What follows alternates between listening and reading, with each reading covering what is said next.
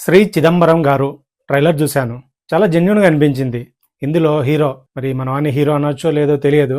ఇందులో main lead. So, మనవాడికి చిన్నప్పటి నుంచి స్క్వింట్ అంటే మెల్లకన్ను ఉన్నట్లుంది. దీన్ని కవర్ చేసుకోవడానికి ఒక బ్లాక్ స్పెక్స్ పెట్టుకొని తిరుగుతా ఉన్నాడు. అయినా ఊర్లో వాళ్ళంతా ఎగతాళి చేస్తుండడంతో సో, వీళ్ళకు దూరంగా వెళ్ళి దుబాయ్‌లో సెటిల్ కావాలనుకుంటాడు. కానీ ఫినాన్షియల్ ఇష్యూస్ ఉన్నట్లున్నాయి.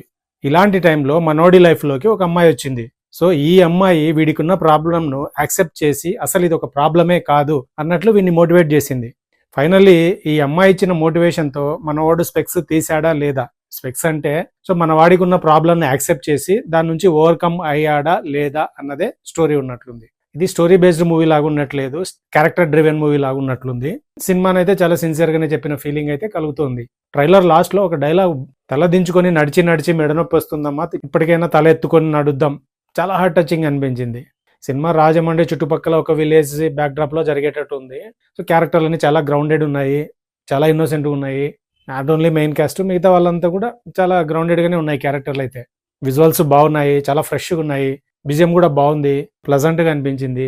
ఈ ఐడియాను సినిమా తీసినందుకు, అట్ ద సేమ్ టైం ఈ సినిమాను కే ప్రొడక్షన్స్ అంటే కిరణ్ అబ్బవరం గారు ప్రజెంట్ చేస్తున్నందుకు ఇద్దరిని అప్రిషియేట్ చేయొచ్చు.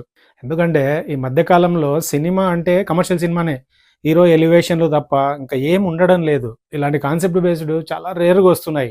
ఇలాంటి వాటిని మనం ఎంకరేజ్ చేసినప్పుడు ఇంకొన్ని కాన్సెప్ట్ ఓరియంటెడ్ సినిమాలు రావడానికి ఛాన్స్ ఉంది.